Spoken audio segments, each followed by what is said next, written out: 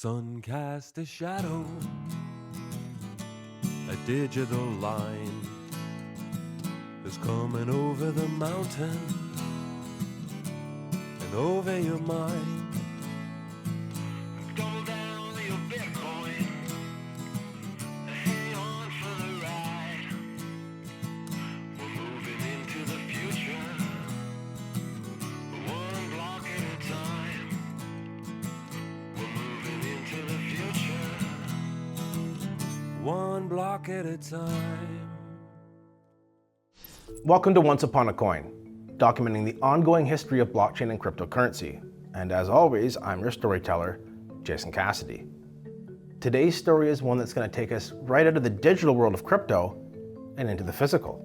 And if that statement has you rubbing your chin in curiosity, then you better hold on tight, because we're about to delve into a saga of one of the most compelling creations of blockchains ever produced. And it's one that you can hold in the very palm of your hand. This is the story of physical Bitcoins.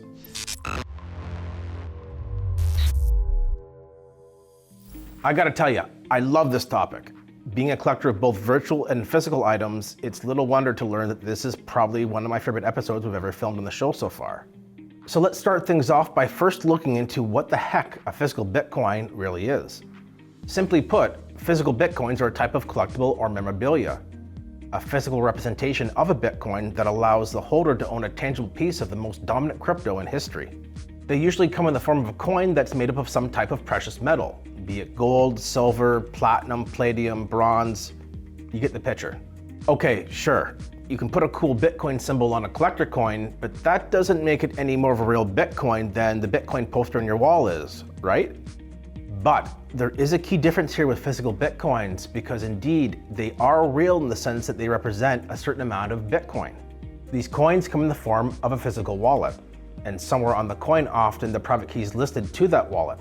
And of course, the private key is what unlocks all the Bitcoin that the wallet was funded with in the first place. Just like how a paper wallet works in crypto, where the private key is printed out and is used to eventually access the wallet that it's tied to, so too is a physical Bitcoin. The private key is often hidden and usually comes with a tamper-proof seal of protection on it. This ensures that once a physical Bitcoin has been redeemed by having its private key exposed, it cannot be resold to another person who is duped into believing that that wallet is still funded with that Bitcoin. Clear as mud? Basically, these physical gold, silver, and bronze coins are just a way to embed a Bitcoin wallet's private key onto it. And it's done in such a way that you have to pull off a tamper-proof seal to gain access to it, which of course allows you to get your hands on the Bitcoin that's loaded onto it. A portion of the public key is often listed on the coin itself, which allows you to look up the wallet address on the blockchain. And that allows you to guarantee that the wallet is funded properly, and thus the coin, with the proper amount of Bitcoin it's supposed to hold. This is pretty much exclusively how physical Bitcoins worked back in the early days, which is where our story begins now that we've got a pretty good understanding of what the heck these cool collectibles really are.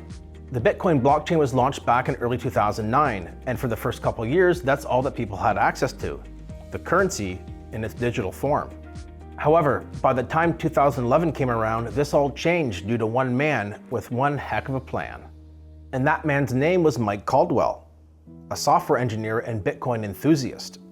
He is responsible for creating the first physical Bitcoins known as Cassasius Coins. And these coins were made of brass and had a private key embedded inside of them. The private key was protected by a tamper-evident hologram seal, which could be peeled off, revealing the private key underneath. These coins came loaded with varying denominations of Bitcoin, which range from 1, 10, 25, 100, and 1,000 Bitcoin. Yeah, just think about that today. Walking around with a brass coin that has 1,000 Bitcoin loaded on it. It's hard to fathom. Caldwell also created gold-plated fine silver rounds, along with smaller denominations of 0.5 and 0.1 Bitcoin, if you weren't looking to break the bank on these new cool collectibles. To say these were a smashing success was a serious understatement, and by the summer of 2013, the bull market in crypto was now well underway. The rapid price growth and increased media awareness brought in a legion of new people into the industry, some who eventually found out about Cassasius Coins. And when they did, they went nuts for them. These are now popping up in the Bitcoin talk forum for sale by resellers, but could also be picked up directly from Mike Caldwell himself. Regardless of who you bought your Cassasius Coins from, they were shipped out to you in the mail, And this is where our tale takes a pretty drastic turn. Why? Well, right before Thanksgiving of that year, Caldwell received a strongly worded letter from FinCEN, or the Financial Crimes Enforcement Network. He was informed that they considered him to be transmitting money, which would require a license and a ton of cash, time, and red tape at both the state and federal level. Realizing that these weren't the type of people that he wanted to share a turkey with over the holidays, Caldwell wisely decided to cease operations and effectively shut down his business. He had been pretty busy up to that point though, having created over 27,000 physical Bitcoins over the past few years. Now, if you're curious about the value of these bad boys, well, I can shed some light on that too. The premium paid for these got pretty crazy at one point, because these didn't just appeal to hardcore Bitcoiners. No, this was now a legitimate way for a non-techie collector to actually have some physical Bitcoin themselves. It was a piece of history, a beautiful physical collectible, and more importantly, an ostensibly safe way to store Bitcoin long-term for non-technical people. If you didn't want to deal with the potential reality of one day being hacked in a way that you just couldn't possibly prepare for, then the alternative of holding a physical Bitcoin was now seeming like a pretty sweet deal. Just how sweet? Well, people were happy to pay 5 Bitcoin for a 1 Bitcoin Cassasius coin all day long, with supplies running out just as fast as Caldwell could get them to market. I remember there being a certain sadness around Mike having to stop production of these, as so many of us had become big fans of his latest creation. Thankfully though, all this interest had sparked a revolution that would soon be evident, because now more people were creating physical cryptocurrency coins, all inspired by the very first, Cassasius. The next name to show up on the radar was Noah Lewis, who introduced the world to Lealana coins in June of 2013.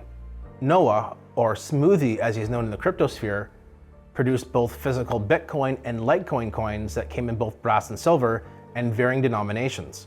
The Lealana line eventually expanded to include physical Monero coins, and much like Cassasius, Noah found his latest creation being highly sought after by collectors.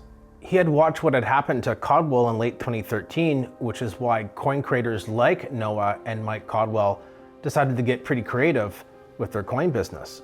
In early 2014, after consulting lawyers and doing some research, Caldwell announced to the world that he would soon be resuming business, but this time with a twist. Because the funding of Bitcoin was the main concern that FinCEN had, the transmitting of money, Caldwell would simply continue creating physical Bitcoins without any value loaded onto them. Cassasius coins were now a blank canvas, allowing the buyer of the coin to fund it himself. This kicked off the era of the self-funded crypto collectible coin, and it was effective in the sense that it got around the money transmitting issue. Lealana coins quickly followed suit, ensuring that they too would now avoid any federal regulatory nightmares. So it shouldn't surprise you then to learn that by the end of 2014, there was no less than 10 legitimate physical crypto collectible companies in operation. Some didn't survive too long, however, which at the time probably wasn't the best news for the growing fan base to learn about. However, over a decade later now, some of these are extremely rare and find themselves in the most sought-after category of crypto collectibles. Titan coins were arguably the most successful of these new entrants around this time, looking to go after the high-end premium market. They created some of the most beautiful-looking physical Bitcoin coins you've ever seen, with the prices being a 1 troy ounce 24-karat gold coin, with denominations all the way up to 1 whole Bitcoin. In 2015, another entrant into the space made some serious noise when one of the biggest resellers of Cassasius Coins, Denarium, made a move to pick up the torch from Mike Caldwell, who eventually decided to call it quits. The Finnish company started creating physical Bitcoins in gold, silver, bronze, and brass, and they all came in varying denominations. A new feature that Denarium added was that the hologram on the coin would allow the holder to purchase Bitcoin with it and have that Bitcoin loaded right onto the physical coin itself. A durable piece of paper was embedded into the coin which carried the private key, holding the Bitcoin that was backing the value of the physical coin. They kept innovating with each product line, eventually offering a multi-signature 2 of 2 security feature, which would make it even more challenging for the loaded cryptocurrency to eventually fall into the wrong hands. Over the years, more and more companies have emerged that are offering physical crypto coins, often of the self-funded variety, which allows the holder to fund the coin with any amount of the given cryptocurrency. Cold storage coins to me are the epitome of security. All these hot wallets exchanges, everything else, I personally don't trust them. I don't use them. Cold storage coins like Cassasius, Lealana, Titans, they have been a very good solution. But again, there's either 1, 2, or 3 or more parties taking part in creating those private keys, and if ever a second copy was made of those, that's problematic for everybody who owns those. So they aren't fail-safe by any means.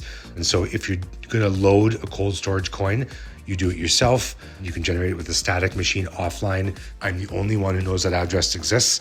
And then I also have the public key to continue to fund that coin. Many of these companies have their own unique way of keeping the private key safe, which may involve some complex methods of actually redeeming the coin in the first place to get access to the digital currency it's loaded with. Names like Crypto Imperator, Crypto Vest, and Crypto Chips have all hit the market over the years, each with their own unique take on what a physical crypto collectible coin should look like. There have been many variations of this, like Cold Built Steel, a Canadian company that produces highly durable steel collectibles that can store digital currency on them. It's safe to say now that with over a decade into its existence, the physical crypto coin segment of the industry is alive and well. These make great gifts, especially for new people you want to introduce to cryptocurrency without scaring the hell out of them with the complexity of it all. I do need to offer a word of caution though. Over the years, the value of crypto has grown, and with it, so too has the interest from some of the less savory folks that make up society. Fakes of the most popular physical coins have become a real issue. So too is the reality that some of these really early coins' tamper-proof seals have turned out to be, well, not so tamper-proof. You really do need to conduct your research properly before going out and spending your hard-earned money on some of the most collectible early physical coins. I would only buy directly from the manufacturer or a trusted reseller, and that's only after conducting some serious homework before buying expensive physical coins like this. That said, this is a really awesome niche of crypto that's formed, harmonizing the very best of the virtual and the physical into one heck of a powerful little package. So if you ever find yourself in the market for a Bitcoin hardware wallet, then you should take a serious look at owning one of the coolest collectibles ever made in cryptocurrency history. I hope you enjoyed today's stroll down memory lane. Until next time, have fun and enjoy life, my friends. I'll be back soon with another incredible story to tell you.